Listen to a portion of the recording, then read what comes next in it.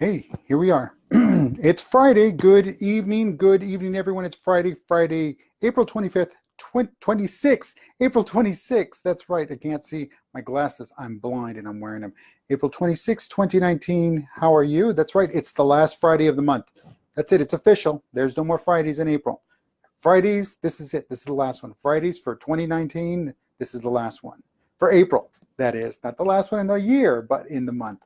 So how's everyone doing? We made it to Friday, and I hope everybody had a good week, a good, long, productive, awesome week. And as always, got a little something here going on. As always, we round out Fridays with Forbes Fridays. That's right. I retrieve, I look at, I dive deep into Forbes.com, the Forbes website, the Forbes magazine, the Forbes newsletters, and put together what we get.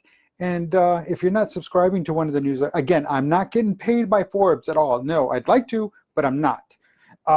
So I'm just sharing with you, yes, I recommend you sign up for their Daily Dozens or their CXO letter. Any newsletter they have, they're going to give you a little bit deeper content, a deeper dive, and that definitely is really good. So without further delay, sorry about that, just had to move in a little closer. Let's get started. So as I mentioned, I'm going to talk about Ford Motor Company, Amazon, Uber, Lyft, Pinterest, Zoom, and their IPOs, Nintendo and their China deal, and a couple of other things. So let's just dive right in. For those of you, I changed the camera angle, and now the Berlin bear, the legs of the bear are like coming out the top of my head. Pretty cool. So let's dive right in. Quote, "We really think it's going to be groundbreaking," Amazon Chief Financial Officer Brian Olsavsky said, announcing the retailer's commitment to invest almost $1 billion in one-day shipping. That's it, one-day delivery. You order it by a certain time, you're going to get it later that day. That is awesome. How unfortunately, it's not going to work across the board. It's going to really leave out a majority of the United States geographically, but population-wise, it's going to cover a pretty large chunk of it. So it's good, it's bad, it's great planning, it's something to look into, and it's something that, well, they're setting themselves up to locking themselves into and entrenching themselves into the American shopping experience. Because again, nobody likes going to stores, folks. Prior to this, I went to the local Mega Mart. The Mega Mart, it's got a wall and it's a mart. Okay.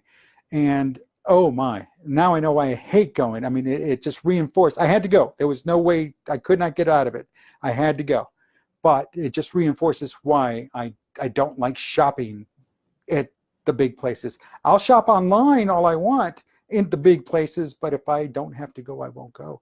So again, they're doing what they can to entrench themselves into the modern shopping landscape that is of the United States. So let's see what they do for all of those outliers, those that are too far to service in one day. See what happens. See how they address that. I mean, they're going to spend almost $1 billion to get that up and running and going, but let's see what they do on the back end. Let's see, who else? We talked about IPOs. IPO documents from Uber, Lyft, Pinterest, and Zoom all point to one thing. Private companies lure employees with the promise of stock options and then make the grants incredibly complex. So if you're going to get these stock options on paper, you're going to be worth a lot, but when it comes time to cash out, it's not so easy. It's not going to happen.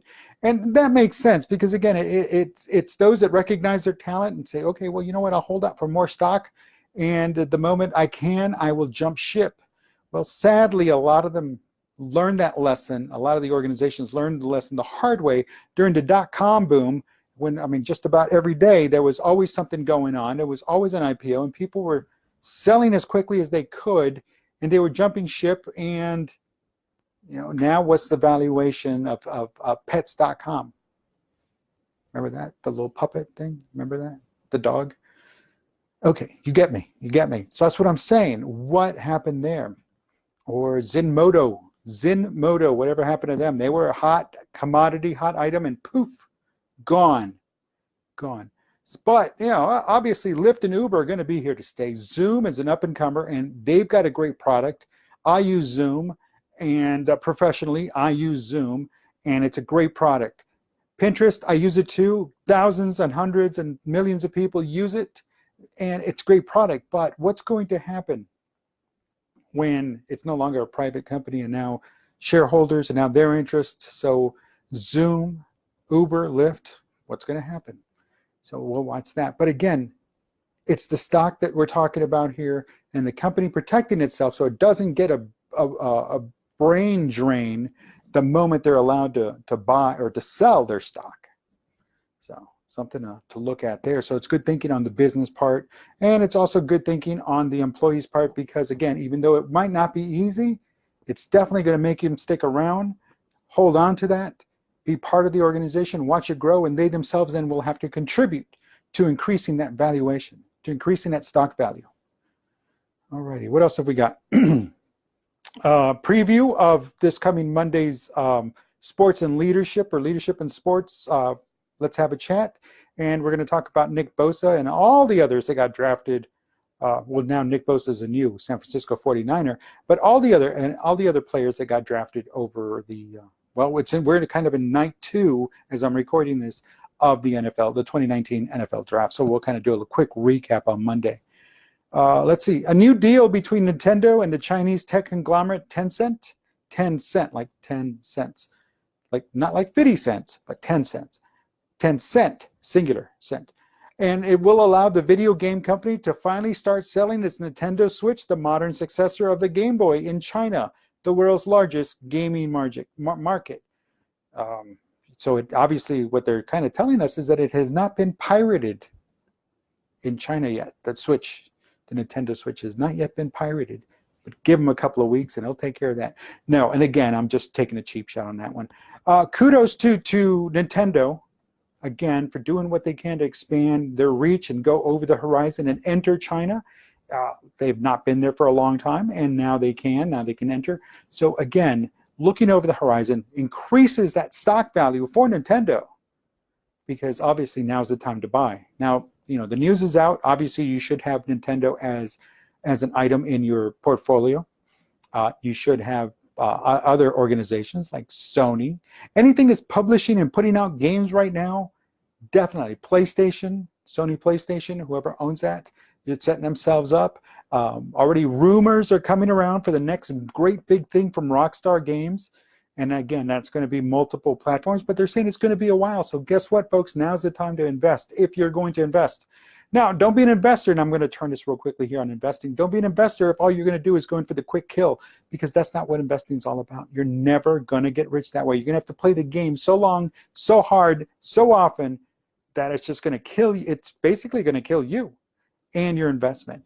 No, go in for the long haul. Go in for the long haul, and that's my investment. That's my investment tip of the week, is you're in it for the long haul. So pick those stocks that are there for the long haul. Nintendo, already the play.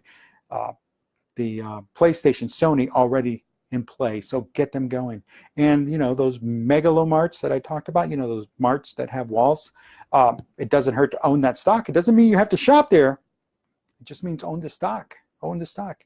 You know, shoes, clothing, look, pick carefully. But that's my stock tip of the week. Let's see, what else I need to cover here? Not much. Not much. Everything else is pretty much standard news. Everything we've seen, there's still things going on. The presidential race is about to start heating up, or at least the Democrat side of the presidential race is heating up. But again, as I always stand and I always say, we need a leader. And when we find a leader, we are going to have to, we're talking as a globe, as the United States, as a whole. We need leaders. And folks, we can't have leaders that are going into this half-baked, half-cocked. We need them 100%. It doesn't matter what side of the aisle you're on. Know that it's a leader that you need that's going to be leading you and leading the nation. Leading the nation.